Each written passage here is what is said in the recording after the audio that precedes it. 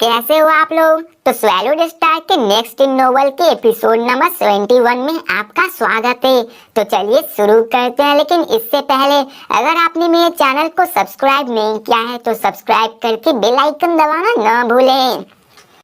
तो जैसा कि हमने पिछले एपिसोड में देखा कि लू फेंग फाइनली वापस लैंड पे आ चुका होता है, तो अब बबाता लू फेंग से कहता है कि ग्रेट निर्वाणा के पहले ही धरती पे स्ट्रॉन्ग वॉरियर आना शुरू हो गए थे और मुझे उन वॉरियर्स को यहाँ तक लाने के लिए क्लाउड कॉन्टेक्ट वाइन को ग्रो कराना पड़ा और उसमें 3 मोइन क्रिस्टल को ऑब्जॉर्व कराना पड़ा और इसके बाद 2 मोइन क्रिस्टल को पाउडर बना के उन प्लांट स्पिरिट को भी बनाना पड़ा, लेकिन होंग और बाकी सब इसे मिलते ही ले लिए। और फिर मैंने मोइन क्रिस्टल को यूज करके एक एम्पर लेवल मॉन्स्टर को भी ग्रो कराया ताकि जितने भी स्ट्रॉन्ग वॉरियर्स हैं उनको मैं यहाँ अट्रैक्ट कर सकूं। और फिर जैसे ही तुम लोग यहाँ आए तो मैंने सबको एक एक करके अपने पास बुलाने लगा और मैंने उसमें से हाईएस्ट मेंटल कैपेसिटी वालों को खोजना शुरू किया और मैंने तुम्हारी जगह पे 8 मोइन क्रिस्टल जानबूझकर लगाए ताकि मैं तुम सबका टेस्ट ले सकूं। और मैंने इसलिए किया ताकि मैं तुम्हारा टेस्ट लेने आया था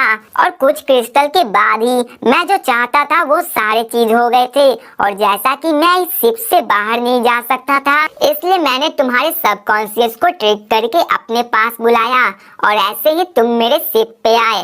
अब लू फेंग ये सब सुनकर शॉक हो गया होता है कि और वो सोचता है कि शुरू से लेके अभी तक सब बबाता का ही प्लान था। मिस्टी आइलैंड पे प्लांट स्पिरिट और मोइन वॉन्स का वहाँ पे होना और फिर एक एम्परर लेवल बेस्ट का वहाँ पे आना, ये सब एक प्लान था। अब बबाता लू फेंग को क्लाउड कॉन्टेक्ट वाइन के प्रोसेस को स्टार्ट करने के लिए बोलता है और बबाता उसे इंस्ट्रक्शन देते हुए कहता है कि तुम बैठ जाओ और अपने फ्रेश ब्लड को वहाँ पे यूज करना है और उसे अपने कलाई को भी काटना है जिसमें से ब्लड बाहर आएगी और उससे क्लाउड कॉन्टेक्ट वाइन एब्जॉर्ब करेगी। अब लू फेंग ऐसा ही करता है और उसके बाद उसका ब्लड बाहर आता है जिसे क्लाउड कॉन्टेक्ट वाइन एब्जॉर्ब कर लेता है। लेकिन लू फेंग का रिजनरेशन प्रोसेस बहुत ही फास्ट होता है, इसलिए वो हील हो जाता है और इसको ऐसा प्रोसेस बार बार करना पड़ता है और अपने ब्लड को निकालना पड़ता है। और अब वो क्लाउड कॉन्टेक्ट वाइन लू फेंग के ब्लड को एब्जॉर्ब करने लगता है। अब थोड़ी देर बाद लू फेंग को वो क्लाउड कॉन्टेक्ट वाइन का फीड भी कराना था। अब बबाता कहता है कि इसे ट्रेजर की जरूरत है और वो एक फ्रूट को लू फेंग को देते हुए कहता है कि ये तुम्हारे हाइब्रिड कॉपर एसेंस से भी ज्यादा कॉस्टली है। अब ये सुनकर लू फेंग और भी हैरान होता है कि ये इतना ज्यादा महंगा है और वो ये समझ जाता है कि बबाता के पास बहुत सारे चीज है जो कि बहुत ही ज्यादा महंगे हैं और उसके सोच से भी ऊपर है। और अब जब वो क्लाउड कॉन्टेक्ट वाइन को उस फ्रूट को खिला लेता है तो उसके बाद उसका कलर चेंज होने लगता है और उसका कलर चेंज होकर ग्रीन से डार्क रेड हो जाती है और बबाता उसे अपने स्किन के अंदर रखने को बोलता है और कहता है कि मैंने जो फ्रूट दिया है वो बहुत ही ज्यादा पावरफुल है और इसे डाइजेस्ट करने में बहुत टाइम लगेगा। अब लू फेंग भी उसे अंदर रख लेता है और लू फेंग को ये महसूस होता है कि उन दोनों के माइंड जुड़ चुके हैं और वो वाइन लू फेंग को एक बच्चे जैसा लग रहा था और ऐसा लग रहा था जैसे कि वो लू फेंग का एक बच्चा हो। और अब फिर बबाता लू फेंग को बताता है कि इसके पहले फीडिंग जब कंप्लीट होती है तो तुम्हें फिर ब्लैक गॉड आर्मर सूट की कोई जरूरत नहीं होगी, ये तुम्हें अपने आप प्रोटेक्ट करेगी और इसकी प्रोटेक्शन लेवल भी बहुत ज्यादा हाई होती है। अब फिर लू फेंग बबाता से एक सवाल पूछता है कि अगर मैं हाइब्रिड कॉपर एसेंस को यूज करके लड़ूंगा तो मैं किस लेवल तक के अगेंस्ट फाइट कर पाऊंगा।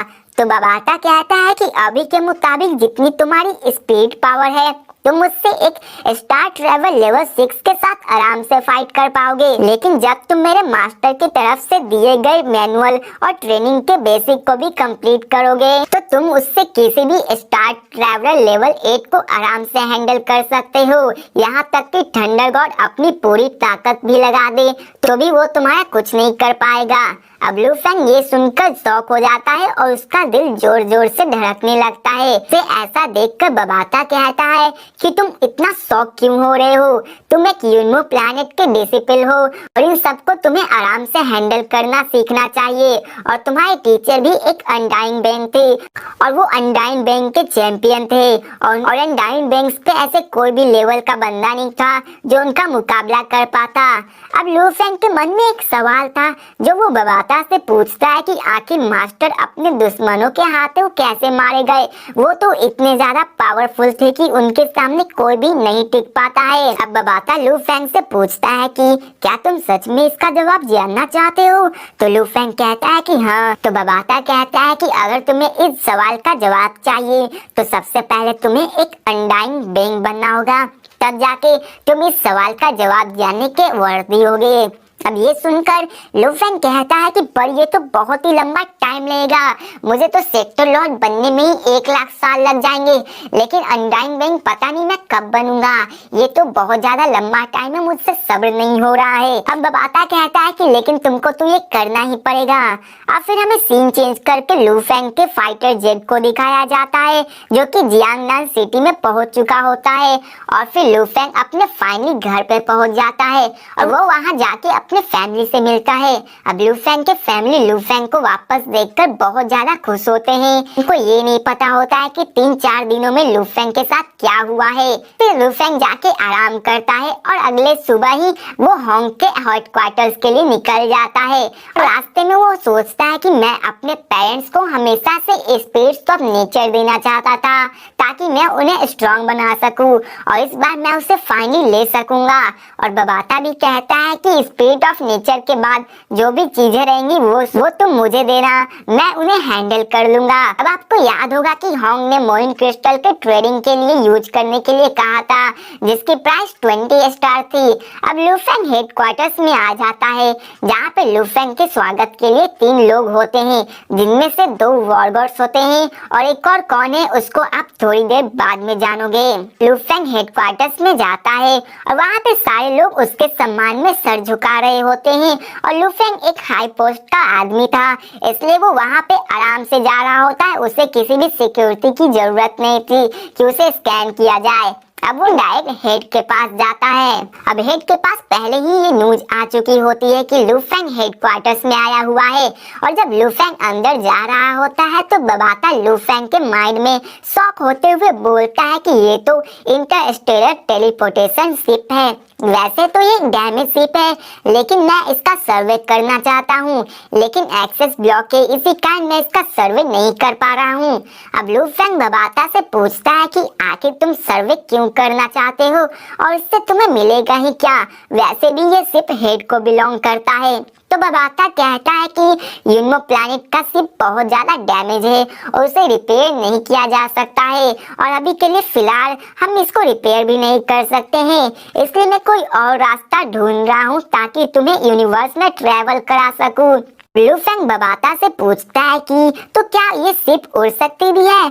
तो बबाता रिप्लाई में कहता है कि नहीं, ये शिप नहीं उड़ सकती है, लेकिन इन सब को देखकर मुझे लगता है कि धरती पे बहुत सारी यूनिवर्स की स्पेसशिप मौजूद है, इसलिए मैं सोच रहा हूँ कि एक नई शिप बनाई जाए जिससे कि हम यूनिवर्स में ट्रेवल कर सके। अब लू फेंग शॉक हो जाता है जब वो सुनता है कि बबाता एक स्पेसशिप बनाने की बात कर रहा है। ये सुनकर बबाता फिर से अपने गर्व की बात करने लगता है और कहता है कि क्या तुम्हें मैं ऐसा छोटा मोटा एआई दिख रहा हूँ? मैं चाहूँ तो एक स्पेसशिप बड़े ही आराम से बना सकता हूँ। अब लू फेंग भी यूनिवर्स को देखना चाहता था इसलिए वो भी इसके लिए क्यूरियस था। बबाता को स्पेसशिप बनाने के लिए कई सारे मेटल्स की जरूरत थी और एलियन स्पेसशिप के पार्ट्स की जरूरत थी। फिर ऐसे ही बातें करते करते लू फेंग हेड के पास पहुंच जाता है। तो भाई लोग इसी के साथ ये वीडियो भी खत्म होती है। तो मिलते हैं नेक्स्ट वीडियो में और देखते हैं कि लू फेंग आखिर वहां आया तो क्या क्या खरीदा और उसे क्या क्या मिलता है। तो मिलते हैं नेक्स्ट वीडियो में, तब तक के लिए बाय।